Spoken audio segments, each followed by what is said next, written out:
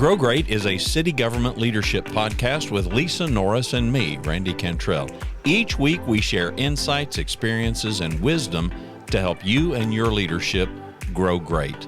Our website is growgreat.com.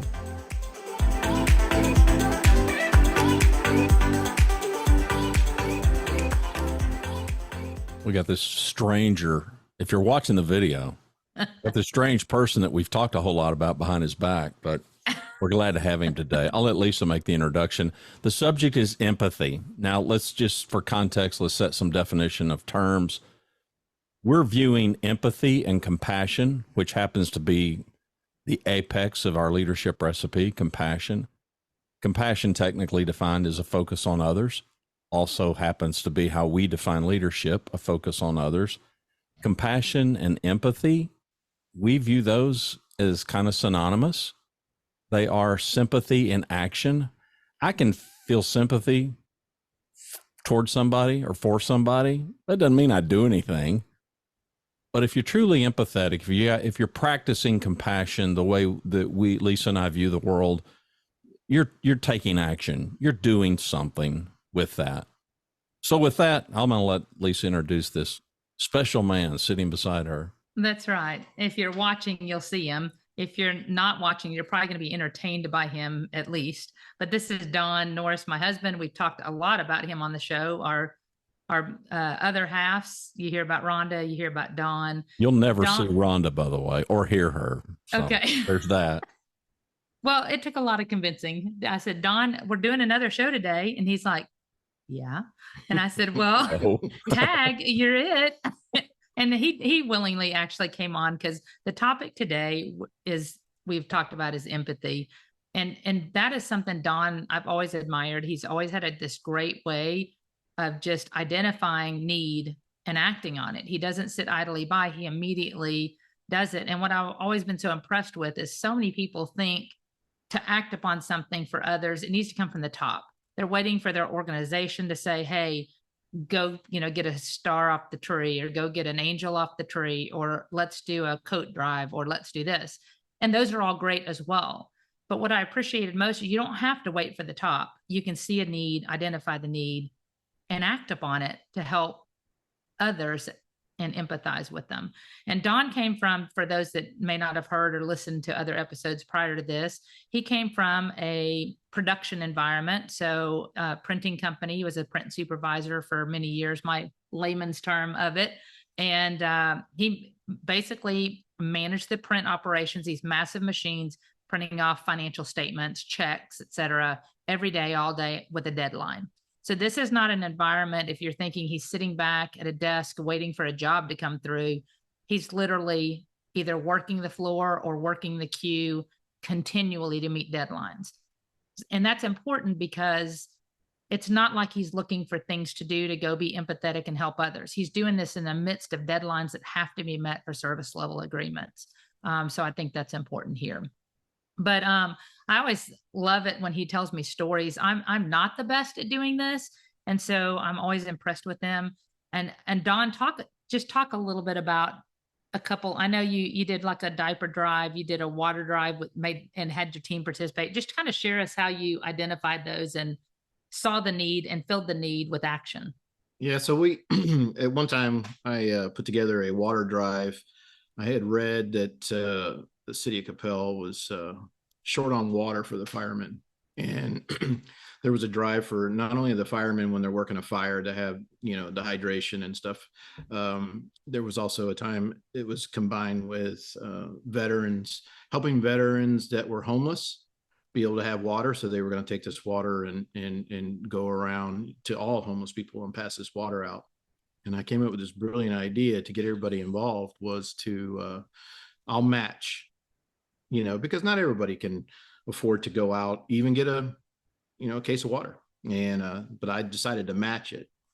And as I told my team about this, and then now my team is separate from all the other teams at the site. And I had this wonderful group of people, and I had just one lady named Diane on my team that she would always help me, like, be the ear, because not everybody's going to tell the leader what's really bothering them or what's their challenges, but they will tell somebody. So I always asked her to be the ear so we can, always kind of do the little things. And so I said, I'm going to match whatever we put up for water as a team. Well, yeah, I thought that was a great idea. Thinking it's going to be 6 cases. Yeah, well, at least 9 cases. I had 9 team members, and it became, let's just say, long story short, I had to buy 2 full pallets from Sam's, and we got that delivered over to the fire station, and it's just those type of things that I look forward to doing. What's important for me is have to and want to. Yeah, I love want to. I just want to do it, and have to. I think in an environment that we worked in, people don't want to have to do. But if you can reach out to them and, hey, you want to do this? Is this something you want to help somebody? And it just kind of gravitated from that. So many different things, helping other people anytime we can. My ear would always come back to me and go, struggling with a bill or struggling with this, what can we do? Well, and not to embarrass them, we would do something and come up with a bogus gift card winning thing so we wouldn't embarrass them. And we'd put money on a gift card for them to pay a bill. And they had no idea that I actually knew what was going on. But it would always try to keep it to where they felt good about it and weren't feeling like we know their business. Right. And of course, we would always make it a group function to add those things in there. So it was a lot of stuff like that we did. Was part of the fun of the water drive making you pony up and buy more water? I believe it was, but as we talked, which is also good for the team, by the way. I mean, everybody benefits. And being a veteran, it touched me a little bit. I want to help anybody, but hearing, veterans, homeless, firemen, love those guys that, yep. the courage that they have to do the job that they do at times. So I just wanted to jump in on that. And it was fun to get everybody involved, and it made them think. I think when you do one, they already start generating the ideas of, hey, we could do another one, and then when you can develop it with your team, like, we're here 12, 14 hours a day. Sometimes we wouldn't have a day off for 2 months. And so this is your family in a sense. Mm-hmm. It becomes that. Sure. And the ones that resist it, they come around. And, when it comes to helping people, it became a group effort. I can't say the whole site was like that, but I can tell you my team was. And it gravitated to some other teams where now it became a challenge. What can we all do together instead of just one team, So I enjoyed that because it was a want to, As a leader who practices empathy, describe that for us. I'm fairly certain that I get it because I'm similarly wired. So when you spot a need, what provokes that? Or do you just see it and there's not really much effort? It just kind of leaps out to you. A lot of times it does. Because that's how it is for me. For me as a work, employee wise, I would go around every day. The most important thing to me was communication with my team. So I wanted them to know, even from the employees that maybe were going through difficult times, where I have to do write-ups and stuff like that, I would still spend quality time with them. A few minutes every day, they got my attention.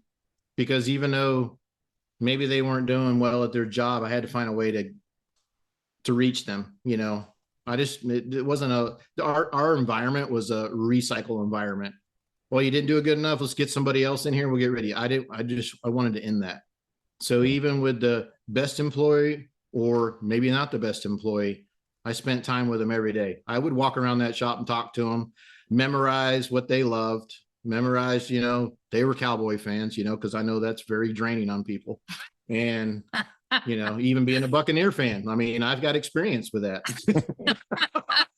So, but I would spend my time like that, and you would hear the little things that might bother them, that they're having difficulty with. Yeah. And that's the stuff that I would try to focus on. I'd pull my internal leadership team that I had on those things, and we would discuss, we don't want to water it down. We want it to be from the heart. and basically improve that person. Even if it's for a day, we improve it for them for a day. And you've already mentioned how contagious it was. I mean, it even spread. Sometimes it even spreads to another team. So, I mean, talk about that. What do you think's going on there as far as culturally with a team? Well, I think what they realize is, there's a lot of people out there don't realize, the small effort they can make to improve somebody's day. Just the smallest little thing, right? And they get a little taste of that, just doing something for somebody.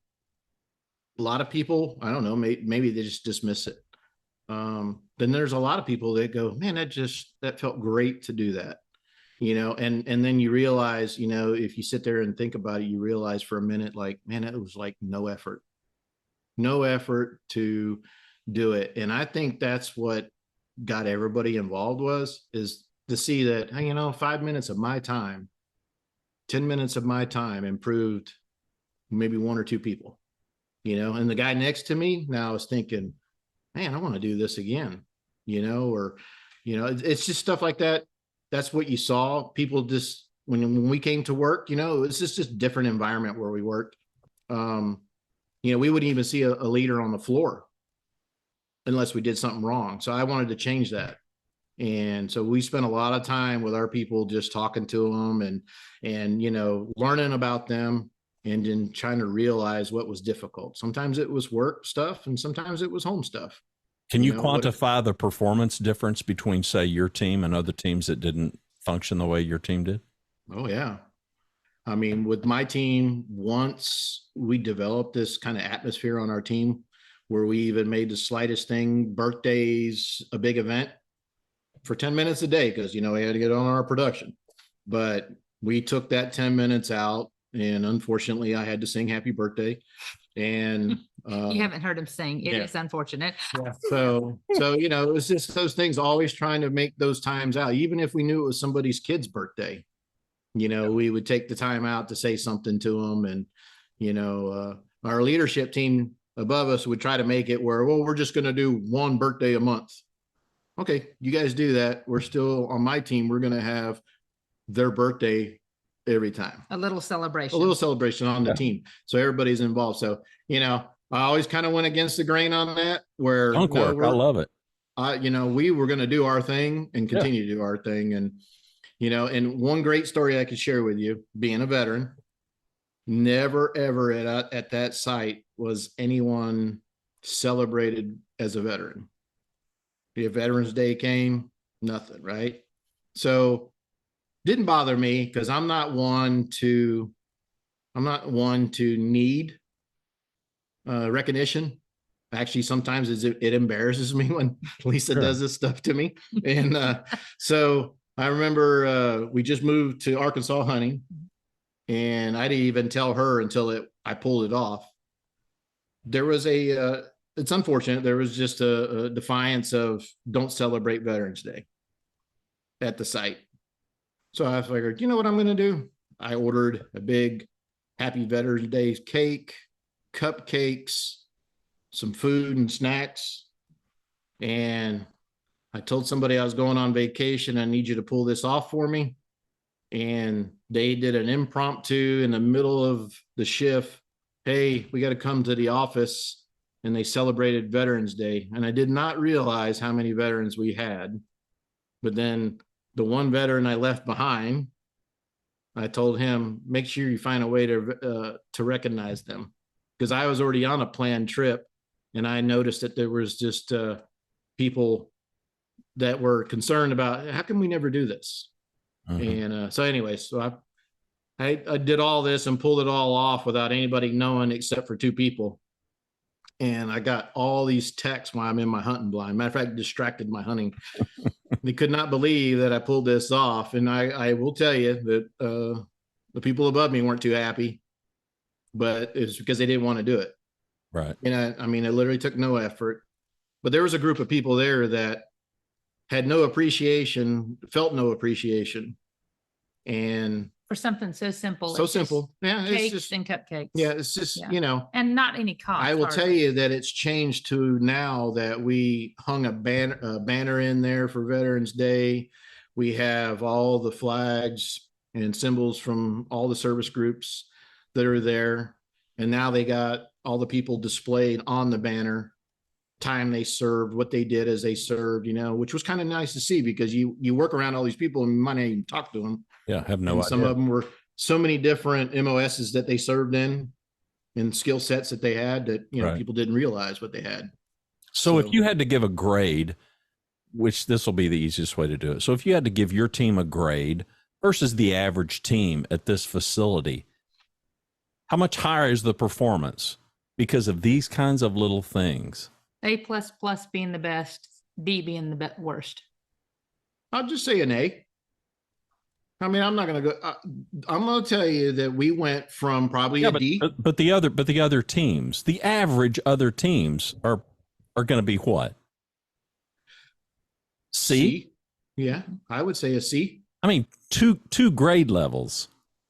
It's significant is the point. It's a huge bump in performance and productivity and everything else when you focus on other people. Well, and I think they see that part over there where, hey, somebody cares. Somebody actually cares about that stuff. We're not just in here to 12 hours a day, sometimes work through lunch, not get lunch. They would bring a slice of pizza to your workstation, and that's what your lunch was. To a point where they saw a team that would, you can do what you need to do. We're going to stop for 5 minutes and recognize, or, like one of my favorite things is to have a stand-up meeting. Right. And, because my message might not be the same, the old rule where I'm going to whisper in your ear, and then she's going to whisper. By the time it gets to the end of that line, who knows who said what? Completely different statement. Right. So one of the things I put in place with mine, which I learned from another leader that came in, was a stand-up meeting every day. And I came in early and printed out our goals for the day, goals for the week. And they stayed on that piece of paper, but I handed it out every single day and had that meeting in the morning. We never had that. And that changed everything because everybody felt important, because I was maybe over there 5 minutes longer with another employee. Another employee says, well, he didn't spend that much time with me this morning. And so I felt it was important that, okay, we're going to make everybody important. And it doesn't have to always just be about work. So sometimes I'd have that stand-up meeting handed out, and I would talk about anything that I recognized that happened in the world that was, fun. I didn't want to bring much drama into the environment, but anything fun that I knew about the people, that's the stuff I paid attention to, which she finds me weird about that, because I memorize a lot of stuff. So, and that's because she can't remember where she put her keys. That's right. We talked about that this morning, as a matter of fact, in the podcast. Yeah. I was listening to that podcast. I was laughing over there. So because it's true, right? Who, if anybody, had a profound impact on you as far as just kind of the way you're bent toward leadership? Anybody? I have to say my tank commander, Sergeant Wendley, and his name was Paul Wendley. He's like me. We drove there to see him just because I wanted to tell him thank you, and he didn't want anything to do with it. And I think he molded me who I was. I was a snot-nosed kid. I grew up, started out having everything I wanted, and then very poor after that, and not having opportunities, but didn't dwell on not having the opportunities, and not even sure why I joined the military. I think I played racquetball against the recruiter, and the next thing I know, I was on my way to Fort Knox, Kentucky for tank training. So, and I was good at what I did, but I don't think I had it in my mind mentally to be as good as a person as I should have been, right? As a leader, because everything that ever happened to me, I always seemed to be the lead guy. And I always told her, can I just follow once? It'd be nice just to follow once. Can I just be the guy that says, no, we should do that. Right. It always seemed to be the guy that, hey, Norris, why don't you take care of this? And I'm like, so Sergeant Wendley, I will tell you, it came one breaking point of me being a young, naive guy, he gets off the tank, gets in my face, gives me a very candid conversation about where I need to be as a leader. And I could have either reacted negatively to that, or I can receive it, think about it, and then see where I can develop myself from there. And from that point on, I chose the development side. How and come? I decided Was there a reason that you made that choice versus the other that had to do with him? because I kind of agree what he said. Well, and you've always been. And there's been people around me that I've seen like that, maybe necessarily didn't think I was that way. And safe to assume that you knew that he cared enough about you to tell you that. Oh yeah, yep. And I think it changed everything about me from that point on. Well, because that's what you're doing. You're demonstrating to people. You're not faking it. You're demonstrating to people that you actually care about them as humans. I would suspect that he was the same way with you. Yep. There's so many people, you know, as we lead, they're not genuine. We've all come across them. We can name them. And those are not the ones that you want to follow. And we've talked about having informal, you know, whether Don was, and you weren't a leader in the military either, right? You were a corporal. Well, is that a leader? That was a leadership I don't know. role. I don't know. See, I don't know all the ranks, but I know you always hear about sergeants, lieutenants, all that stuff.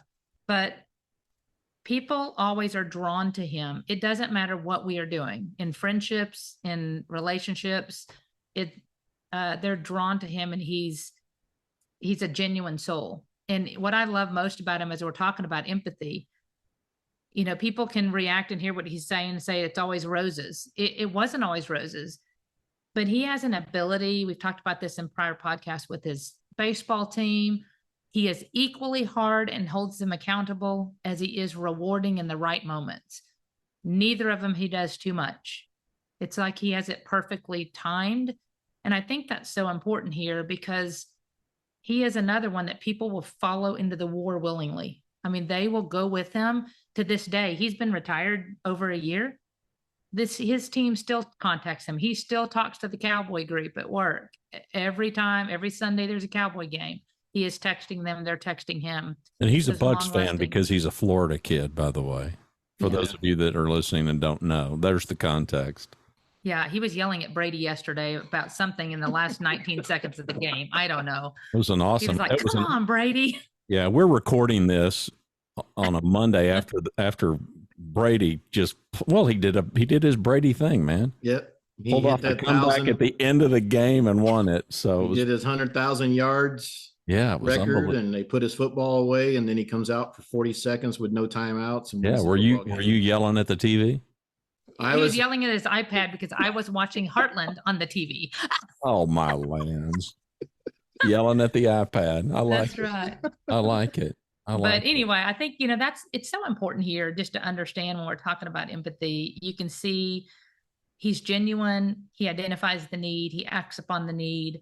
And I think his team was better because of it, because he had that same level of compassion with each one of them. I even remember there was hard times with a female that was there that was difficult at times. He had the same level of compassion and generosity with her in a time of need than any of the team that were the high performers. So he just cared.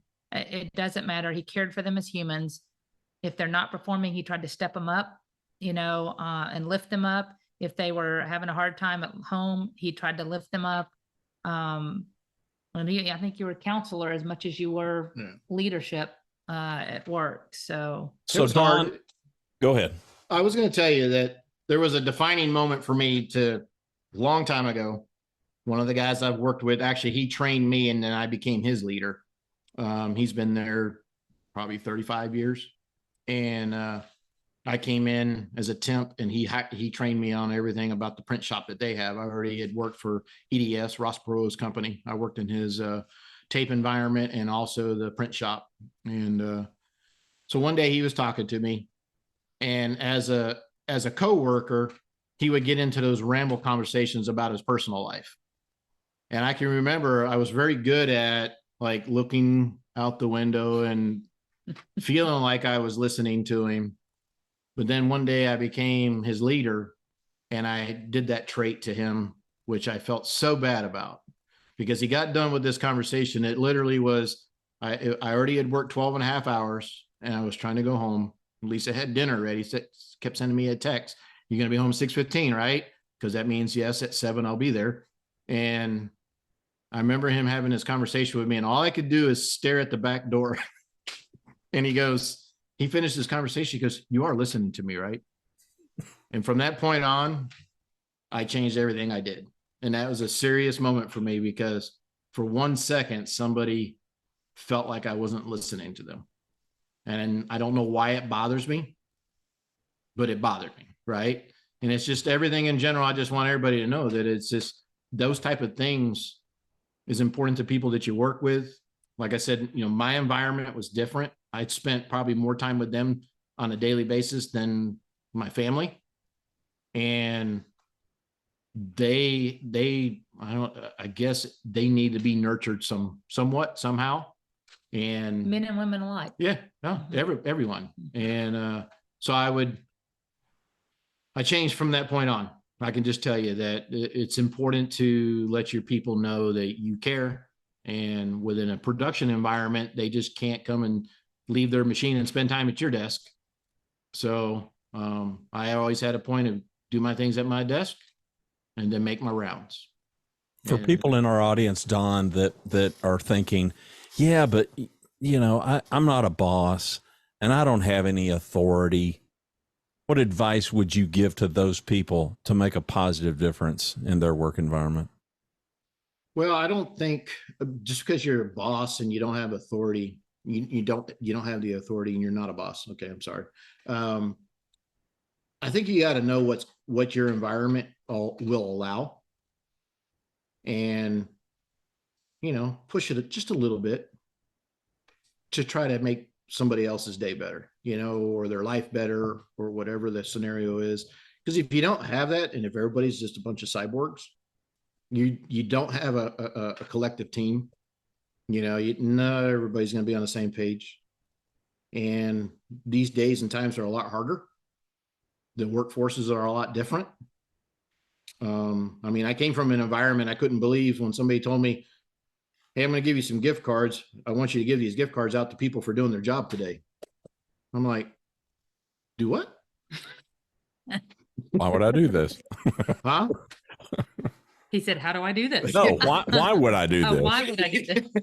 Even I misheard you. But so those, we had to design an incentive program. So I think the most important thing is for people to understand is as leaders, you want to be a good leader. Well, sometimes you're not defined by what you do. You're defined about what your team is doing.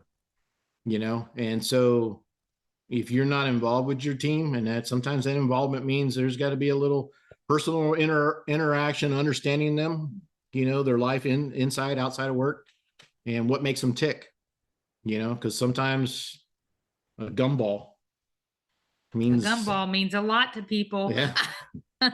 Yeah, we talked about that in another episode. And I think here, like Don said, the title is irrelevant. I think what matters, and he can correct me if I'm wrong, is it's genuine.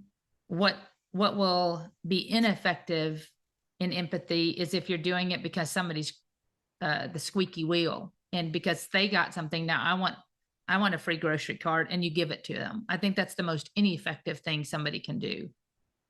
With Don and his team, they identified needs and they fulfilled those. But again, it came down to the right timing and a genuine compassion and caring for that individual and where they are at today. And that today they need a lift, that today they need just a little bit of good news to help them keep going. Yeah. We need to get Don in city management. Look at him. For those of you listening and not viewing, Don just viciously shook his head no. Vigorously shook his head no. No, I think it's great. I'm a huge fan of Skunk Works anyway. That pushing, just push it just to your, you worded it perfectly, just push it a little bit. Just a little boundaries. Bit. Yeah. There's always forgiveness later, as they always told me. They made a mistake by telling me that. Right. For one of their objectives, my leaders told me, ask for forgiveness later. They shouldn't have told me that. because then when they saw my actions, they were like, then they felt like, we need to change the culture a little bit. Yeah. It doesn't have to be, pounding your hands on the desk all the time. Sometimes you just go out there and do because you want to do. Mm-hmm. And that's the way I operated. And it was fun.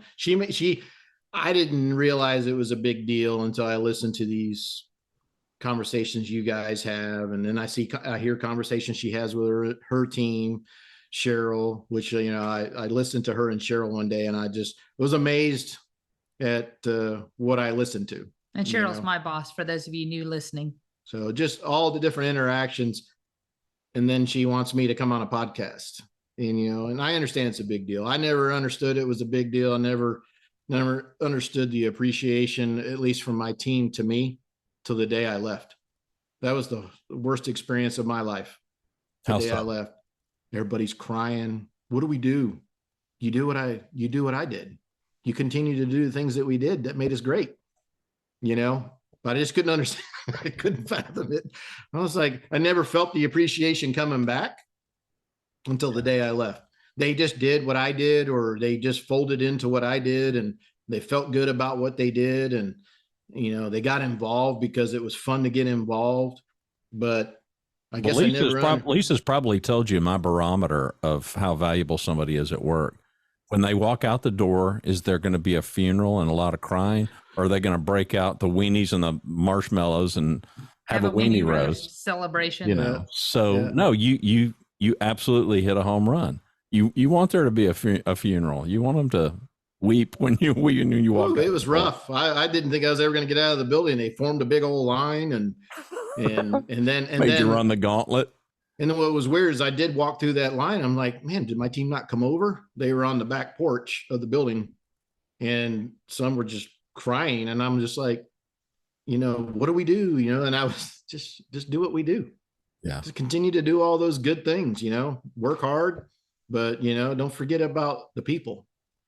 Don't forget about those little things that we developed here and the little things that we did to make everybody feel like they were a part of this team. So it's just odd for me to sit here and talk to you guys about it, because it was just natural. I can't really tell you why I did it, what it was. And I'm sure there's plenty of people out there like me, but yeah, well, you're sitting in with two of them. Yeah. Well, it's interesting because, as we talk about it, it's so important. I told Don, I don't have that natural inclination. I have of what he has in empathy and identifying the need. He has that natural innate ability. And as we talk about leaders, this is why it's so important to get different people on your team than yourself.